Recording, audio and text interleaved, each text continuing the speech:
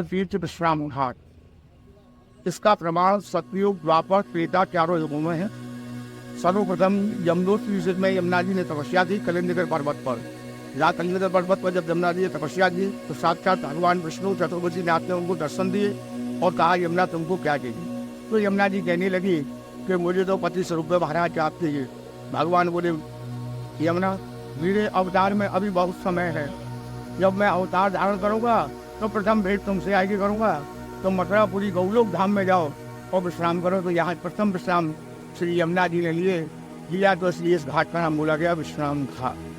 द्वितीय विश्राम बारह अवतार हुआ, तो उस समय बारह देव ने अवतार धारण किया और हिरण्याक्ष का वध करके जब पृथ्वी को लेकर के चले तो पृथ्वी बोली, मैं तो भगवान आपके साथ हूँ, आप नहीं चल के मुझे कहाँ रखेंगे? तो मुझे तो चारों तरफ जल ही जल नजर आ रहा है। तो भगवान बोले कि मथुरापुरी गौलोक धाम जो है वो हिरण्याक्ष की चटाई में नहीं आया।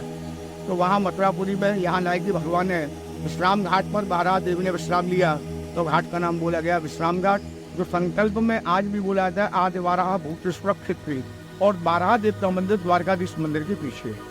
तृतीय विश्राम मथुरा का राजा लवणासुर हुआ, जिसका अत्याचार लवणासुर का जब यहाँ बढ़ गया तो सब लोग एकत्रित हुए और बोले क्या किया जाए इसका निदान। तो हमारे पूर्वज लोग बोले कि इसका निदान जो है शत्रुघ्न जी के द्वारा इसका वध लिखा हुआ है। तो हमारे पूर्वज लोग अयोध्यापुरी गए, यहाँ जाने के साथ टंकोर बजने लगी। तो प्रहरियों को भगवान ने कहा कि देखो भाई द्वार पर कौन है, किस प्रकार की टंकोर बज रही है। जाए करके देखा तो वहाँ कोई नहीं, जाए करके कहा भगवान वहाँ तो कोई नहीं है और टंकोर निरंतर बज रही है। तो कहा जाओ पुनः देखो, और जाकर के भगवान ने स्मरण किया और कहा कि देखो मथुरा से चतुर्वेदी ब्राह्मण लोग आए हुए हैं, आप तो उनको सम्मान पूर्वक लेकर के आओ। तदुपरांत हमारे पूर्वज लोगों को बग्गियों में बैठा करके लेकर के गए। क्या जल्द उनका भगवान ने राम जी ने स्वयं सत्कार दिया चतुर्वेदी ब्राह्मणों का और कहा महाराज आपका याद जिस कारण मुझे आगमन हुआ है तो हमारे पूर्वज लोगों के मथुरा में लवणासुर का अत्याचार बहुत बढ़ गया महाराज, और आपके लोग व्याता जो शत्रुघ्न जी है उनके के द्वारा उसका वध लिखा हुआ है। तो वो भगवान बोले कि ऐसा है कि आप शत्रुघ्न जी को लेके जाइए। शत्रुघ्न जी ने आएगी लवणासुर का वध किया, वध करने के उपरांत शत्रुघ्न जी ने आएगी यहाँ विश्राम लिया, तो घाट का नाम बोला गया विश्राम घाट। और चौथा विश्राम भगवान श्री कृष्ण ने अपने मामा कंस का वध करने के उपरांत यहाँ जब ये विश्राम दिया तो घाट का नाम बोला जाता है विश्राम घाट। जो कार्तिक महीने में यमद्वितीया पर्व भाई बहन का जो स्नान होता है वो इसी घाट पर होता है। यहाँ यमुना जी ने अपने भैया यमराज को बुलाया है, दोनों भाई और बहन ने हाथ पकड़ के यहाँ स्नान किया है। यमुना जी ने वरदान लिया है कि जो भी भाई बहन यहाँ स्नान करें तो यम के लोग सैलाब ले जाए, उसमें सैलाबों की तादाद में बहन और भाई के जुड़े आते हैं, स्नान करते हैं और अपने मोक्ष की कहानी। भगवान श्री कृष्ण की 3 धाम की साक्षी की यहाँ भूमि है।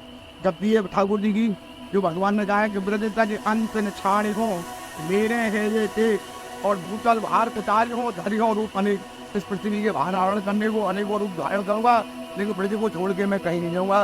तो भगवान ने प्रश्नता है कि ब्रजवासी बल्लभ सदा मेरे जीवन प्राण और इन्हें न कबहू विचारे हो। वो नंद बाबा की नंद बाबा की सौगंध खाई कर कहता हूँ कि ब्रज को छोड़ के मैं कहीं नहीं जाऊँगा। भगवान आज भी यहाँ ब्रज में वास करते हैं।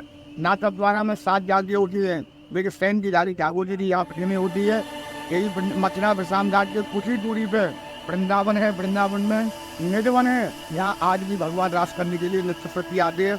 यहाँ पान का बीड़ा भगवान के लिए भोग की थाली रखी जाती है और भगवत समय जाओ तो वहाँ सब ठग पिछक आपको मिलेगा।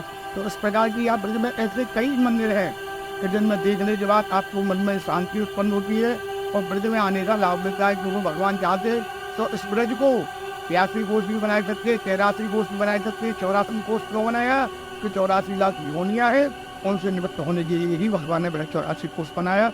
हमारे मथुरा से देवेंद्र नाथ चतुर्वेदी जय श्री जय यमुना जी।